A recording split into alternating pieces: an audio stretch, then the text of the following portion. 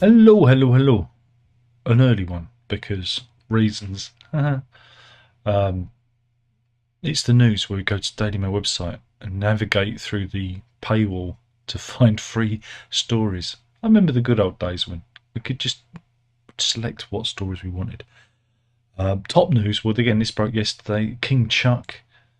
It's been announced that King Chuck has got cancer. So thoughts with him. And of course, there's absolutely swathes of coverage on the Daily Mail website. Old Prince is flying back to the UK, so maybe there'll be some reconciliation. I'm sure we'll all sleep better at night at the thought that Hazza finally might come to his senses.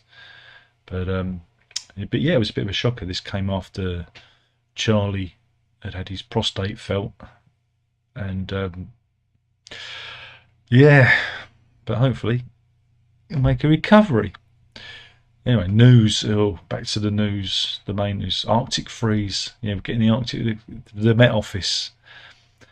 8 inches. Again, we're going to do the 8 inches gag. But yeah, a band of heavy snow could cause disruption later in the week. Risk of power cuts, travel mayhem, being cut off from the rest of society. I see that as a bonus. I'd love to be cut off from the rest of society. In fact, I already am. But yeah, they reckon temperatures are going to drop as the week goes on. It's a bit breezy at the moment. I can feel a right draft coming through. It's a right drafty old place we got here. But yeah, a 250-mile wall of snow. And this comes a week after the temperature was nearly double the average. So yeah, it's going always, isn't it? So we did cover this yesterday, but they're going on about it again. And we do love a weather story. That's the whole point of being a Brit, is to go on about the weather. So yeah, the snow is coming. But yeah, it says the snow will ease later in the day. I think this is on Thursday. But it could turn back to rain or drizzle, especially in the south and east. But I don't think we're getting any. It's supposed to be over the Midlands. I was hoping. I don't want your bloody snow. I don't want your snow. What else have we got? Yeah, this is. I read this yesterday. If you were born in 1970, there's a good chance that they're going to hike the pension age to 71. Jesus Christ. It's just, yeah, this is. It's not a good idea. It's an idea they're mulling because we're all old. We're all old. Again, me and the missus joked when we was young, when we were young, that we'd probably never get a pension. And as I'm getting closer to it, not long to go, only another, was it, I don't know, 14 years, isn't it? I'll be dead before then. They're going to move the goalposts again, aren't they? They're going to move them so we can't possibly get a pension. So there you go. So I'm just reacting to a story. That's just something that I was mentioned yesterday. Good news, everybody. This is Kazakhstan news. Kazakhstan has announced it will surgically remove the genitals of paedophiles. Yeah. This comes after complaints from MPs that chemical castration just wasn't harsh enough. Yeah, so there you go. Elna Bayzenbev, an MP and executive secretary of the ruling Amanat party, said the government was spineless and pandering to paedophiles for failing to insist on surgical castration. This is what I like. A government, a minister that knows their own mind. Unfortunately, these crimes are happening more and more often, he said, suggesting that chemical castration, which lowers the male libido through injected anti-androgen drugs, was not effective. He said, by letting a rapist go free, we create conditions for recidivism with our own hands. And so yeah, here we go. This is a chemical castration. Going ahead there. There we go. A little bit of something for everyone. And there's been a high-profile attack on a child on Erzikhan Nurmak Erzizan Nurmakan, who was attacked, and yeah, horrible case that's been in the news in Kazakhstan, and so they're pushing for that. And this is Elner Beisenbev himself again, a man who knows his own mind. I say, yeah, let's do it. Let's do it over here.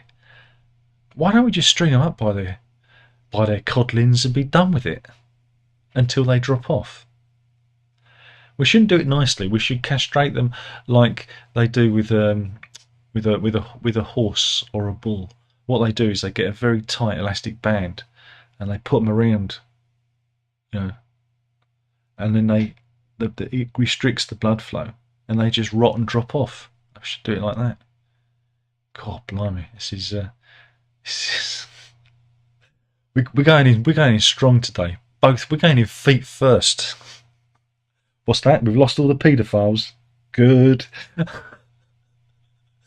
NHS doctor. Oh no, I can't do that one. But anyway, doctor's been struck off for being very naughty with a patient. There we go. Should we do it? Okay then, let's do it. Naughty doctor news. Dirty doctor. This is Dr. Alex Zvetkov's. He was a junior NHS doctor, but he was 51. How can you be a 51-year-old junior doctor? That's a contradiction.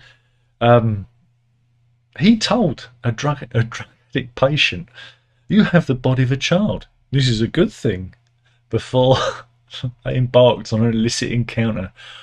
He had sexual relations with a woman in a squalid flat after he gave her a lift home in his car when she was discharged from hospital following an operation. But yeah, in the run-up to their tryst, Svetkovs had watched the patient inject herself with a secret stash of cocaine at the hospital without intervening before he took her to a cup of coffee and gave her £100. Here he is. Dirty doctor. Dirty doctor. Remember, never trust a bald man with a beard. Remember, they're all deviants, all of them.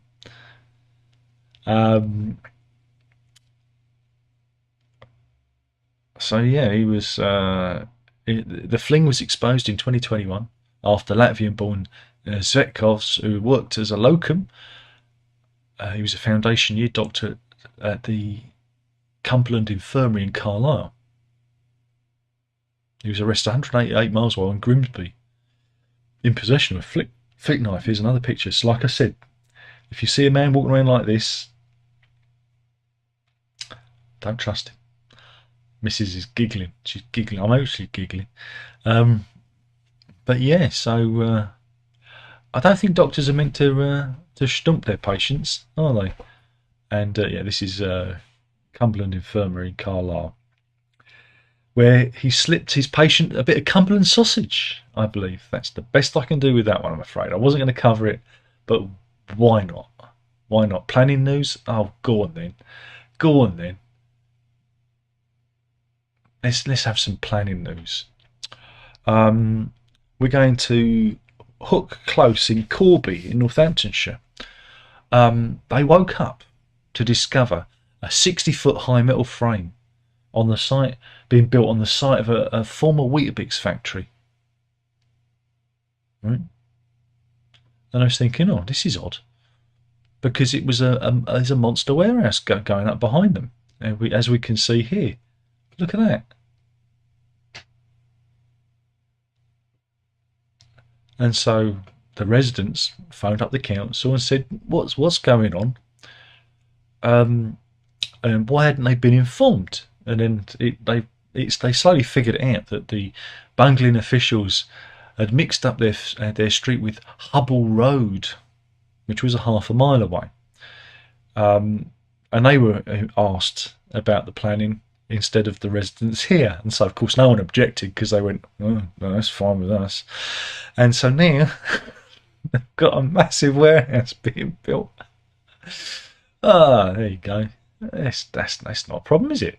Yeah, get used to it. You get used to it. I mean, it's all right if it's an Amazon warehouse because you're going to get your deliveries pretty quick, wouldn't it? Be good. There's always so you got to look at the. I mean, funny thing is, right, is they didn't mind living next to that, which looks bigger and more unsightly. These guys are looking particularly disgruntled. That's Kieran Joseph and Megan Cowan. They are galled by the mistake that Northamptonshire Council has made, and it's made life hellish for them and their 2 children. Okay, but I was perfectly fine living near that. Remember that. I was perfectly fine. Weetabix, fine. And here's another disgruntled. You can tell they're disgruntled because they've got their arms folded. Look, my gruntle has been dissed.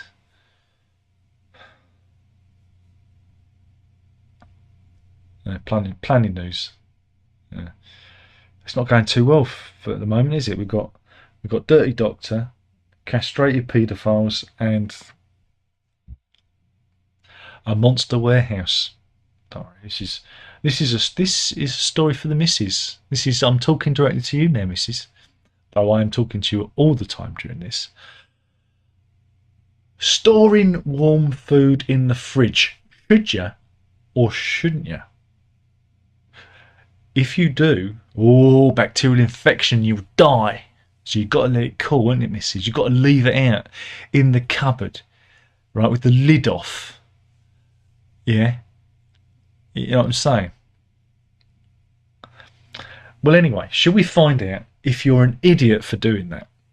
Or if you could put warm food in the fridge perfectly safely? Should we find out? Let's find out. Well, anyway, this goes to someone called, again, I don't know who this person is, Mary Futher, who's known as Madam Sweat. Okay, that's her online persona. She said she fell victim to the old wives' tale of putting warm food in the fridge could cause bacteria, right? And so, again, this is...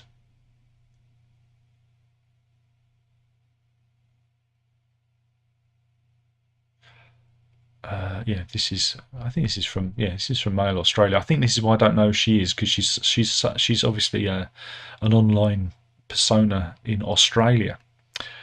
But yeah, experts, health professionals say that you can put warm food in the fridge. In fact, it's encouraged, it's recommended, because if you leave your food out for more than 2 hours, you may as well throw it in the rubbish, because bacteria can actually form there, and also other things can fall into it, whatever, other bacteria, people could sneeze on it, whatever.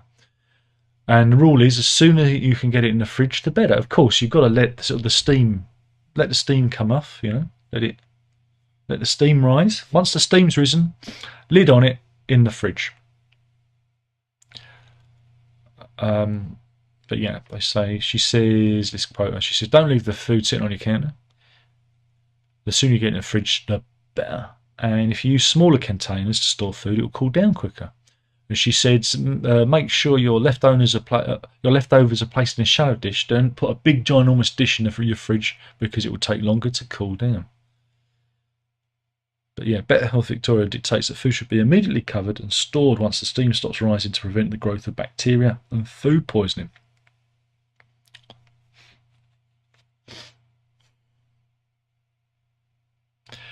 But food directly from the stove, however, should never be placed in the fridge, because it could cause the internal temperature of the fridge to rise to more than 5 degrees, which puts everything in the fridge at risk of growing bacteria.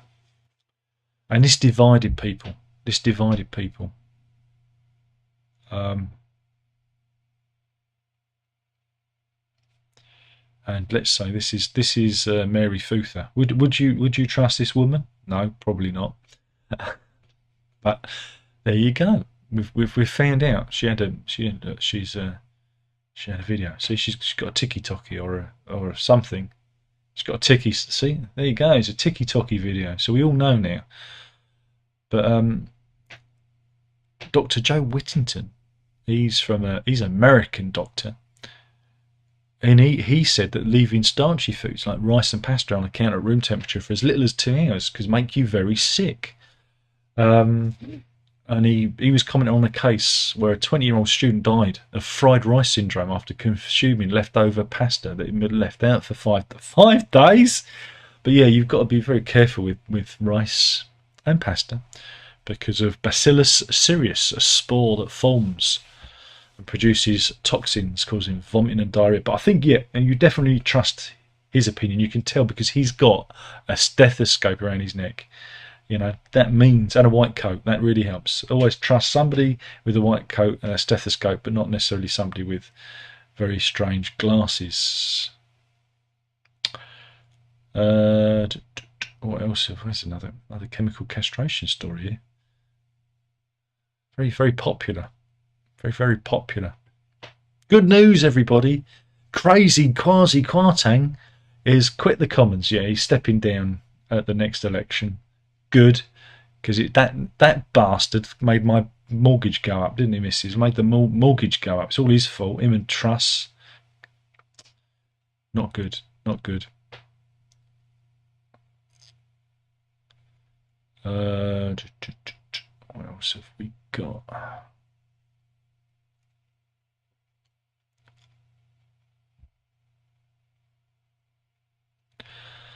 Cheese news?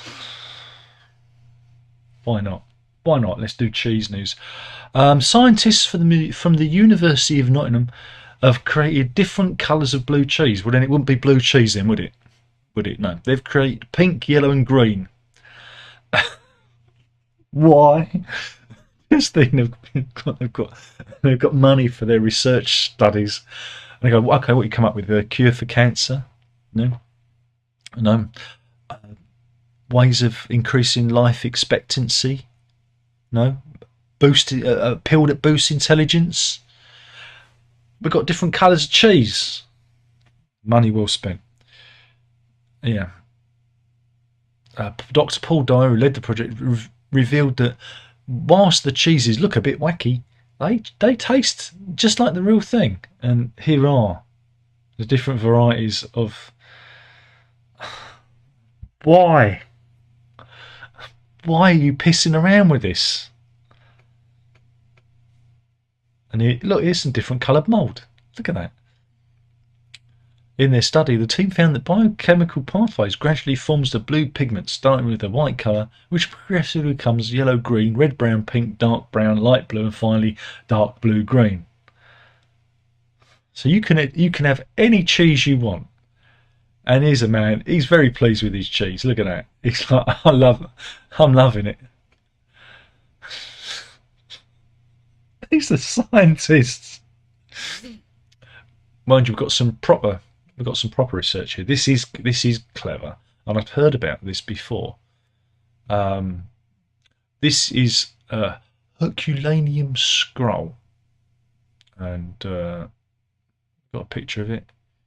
It looks more like a dog turd, but you've got to remember that the scroll was partially, I guess you'd say, ossified, partially ossified, calcified, because it's a papyrus that was buried by the eruption of Mount Vesuvius back in 79 AD.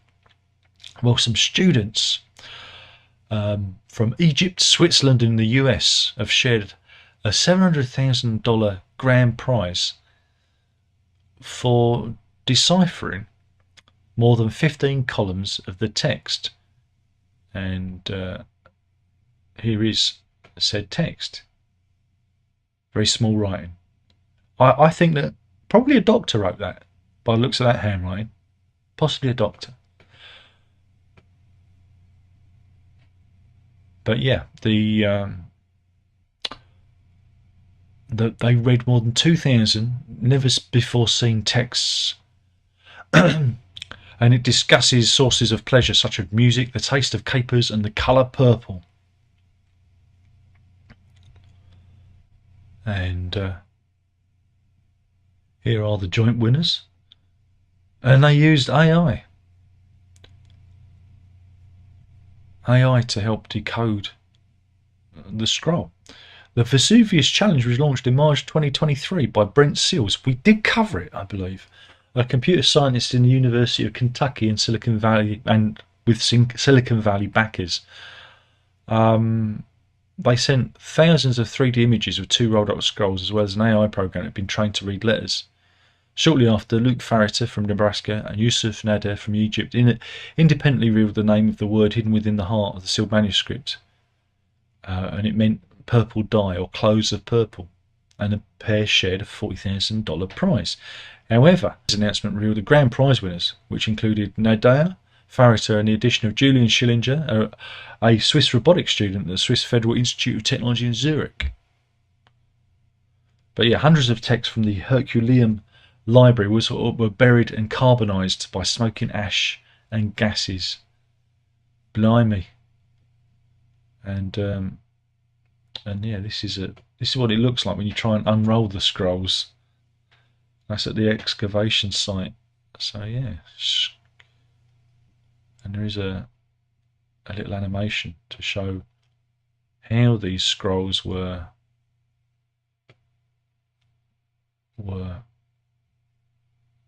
come on, are you going to show me? Here we go. Were carbonised back in the day. Blimey. But yeah, amazing work. So at least they're being sensible. They're not creating a new kind of cheese. Oh dear.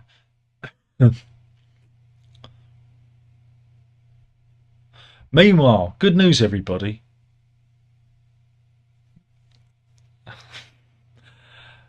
And a tribunal has made the landmark ruling that anti-Zionism is a legally protected characteristic. David Miller was unfairly dismissed from his post at Bristol University following remarks he made about Israel. The 108-page ruling found that expressing anti-Zionist rules as a philosophical belief and protected characteristic under the 2010 Equality Act. This sets a legal precedent that allows anyone expressing anti-Zionist beliefs is legally protected and cannot be sacked from their jobs. Of course, the Union of Jewish Students said it was disappointed by the decision, which may set a dangerous precedent. Absolutely. And here's the anti-Zionist. Again, anti-Zionism and anti-Semitism are two sides of the same coin. You cannot often separate them. They are a hair's breadth away from each other. Again, I guess this makes being a racist a protected belief, or a homophobe a protected belief, or a sexist a protected belief now, because you can use this if you're allowed, if it could be philosophically correct to be an anti-Zionist, then it could be a racist or a sexist, surely, because it's a philosophy, isn't it? It is a rocky road to go down, but there you go. There you go. He's protected, and what was the comment he made? Got the comment here. Does it say? Yeah, he called the Zionist movement one of the 5 pillars of Islamophobia.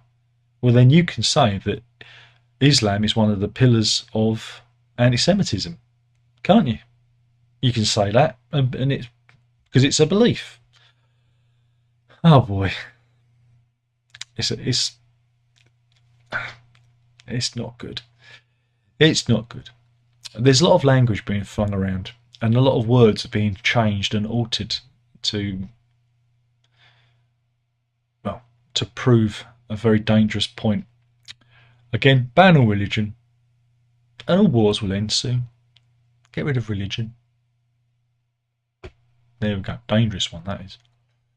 I can't do that one.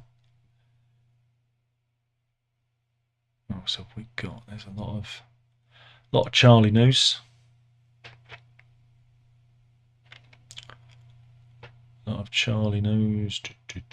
That's the animal story. Oh, it's refreshed itself. Bear with me. I'm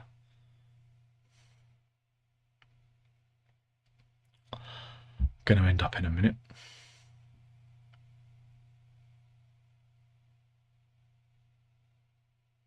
Oh no. This is sad news. This is ice in northern Japan, and drone footage has captured a pod of orcas that are trapped in the ice. A local fisherman reported the struggling pod, and a video was taken by scientists who are conducting research on sea lions off the coast. And yes, a dozen killer whales are trapped. And they say there's not a lot they can do other than wait for the ice to break off. Yeah, rescue operations were not possible, and they're waiting for the ice to break. Wind in the air has been weak since Monday and has led to the drift ice to remain stagnant. The ice also might have expanded due to wave spray or small water droplets from the ocean's breaking waves. Oh dear.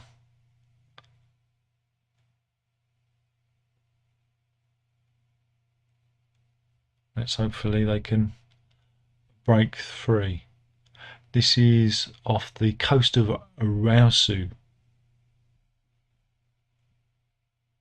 in eastern Hokkaido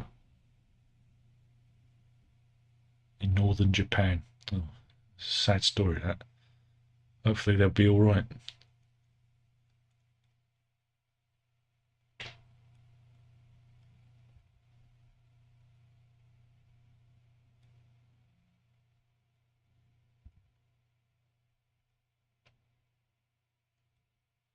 It's stupid. This is a YouTuber who decided to see if the Apple Vision Pro, which costs $3,500, was scratch resistant.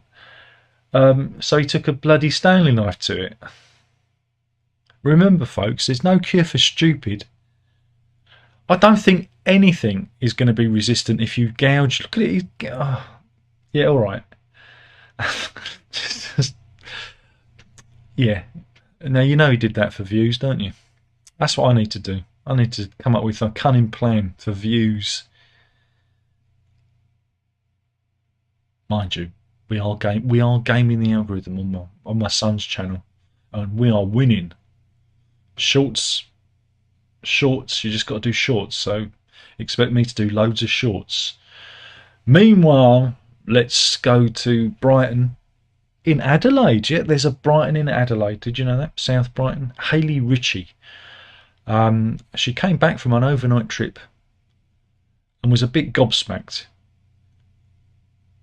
because her 9-month-old golden retriever, Remy, was left alone with a pet sitter and decided to, I don't know, redecorate. I guess it's redecorate the home. Oh, wait a minute. It's got music on it. Let me mute it. So yeah, there's a trail of muddy paw prints. Mud. Oh dear. They like cream. Oh no. Cream. This is why you don't have cream furniture. Again, if you have a dog, have something dark or leather, which you can sponge off quite easily.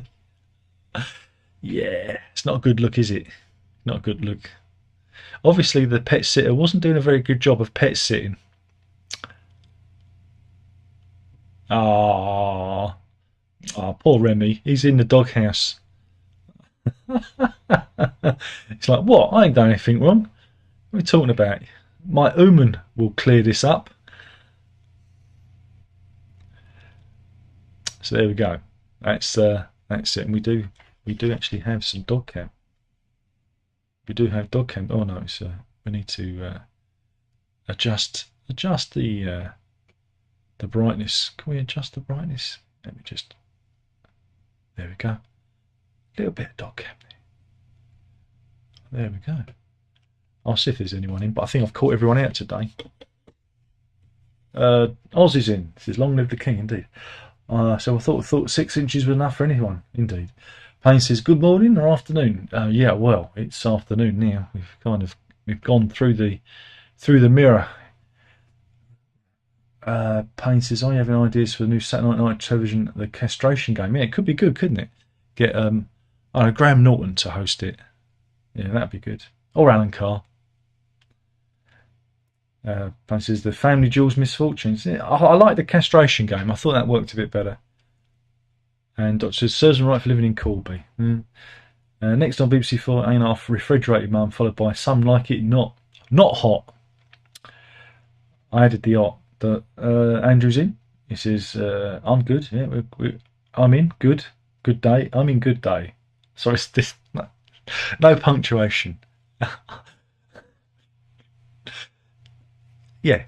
Dog cam. Yeah, you got dog cam. And Andrew says, he exclaims, Free Willy. He's obviously not wearing any underpants today. Payne says they could carefully bomb the ice, couldn't they? You know, far enough from the whales to break it, or get a really, really big kettle and melt the ice. Big kettle. Or salt. Lots of salt. Big bag of salt should do it. There's got to be ways. There've got to be ways of. I mean, God, do you remember the icebreakers? Where we get the term icebreaker.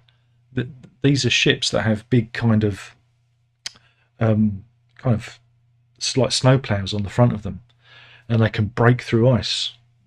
There must be an icebreaker around. They could break their way through, make a channel. There's got to be a way. I don't know about the explosives though, but there's got to be a way of breaking through. So yeah, it'd be terrible if they were stuck like that. But from what it read like that normally it's a free flowing ice flow, and it's just got kind of wedged because of the wind and that. So yeah, not a good story. Anyway, see you in the live stream. Indeed, there's a live stream tonight where we'll be announcing. Oh, better post the link, hadn't I? We will be announcing the winner of the raffle. Now you've still got a few hours left. Yeah, you've got about 11 hours left to take part in this raffle, which I'll post here. Not that anyone's going to do it, but it's for a copy of the Pink Floyd Animals 2018 box set, which is doing. You've got 11 hours, 23 minutes, and 30 seconds. Here we go. We've even got, look, there's even a countdown. Look, there I am. There's my cheeky face popping out. I don't know what the next prize is going to be. I mean, it could be something. I've got some spare stuff on the shelf that I might have to give away, because the previous winner didn't click the little link to say he'd acknowledged the prize, so they haven't released the funds, and I've got to wait. I've got to wait for days to pass. I think this time next week, or maybe a bit further, then I get the money. So I haven't got any money, which kind of fucked up the raffle. Thanks, God. Even though I asked him nicely in email, I see you've received the item. Hopefully you've enjoyed it. Could you please click the link and acknowledge on the raffle website? And he didn't. So some people, eh? Anyway, yeah, tonight live stream, 11 p.m. ish. Yeah, I should be 11 p.m. I should be there, and we'll waste an hour and a half together. All right then. Thank you for watching. That was the news. Killing the channel, one video at a time. You know, you got to drink out. Ta-ta.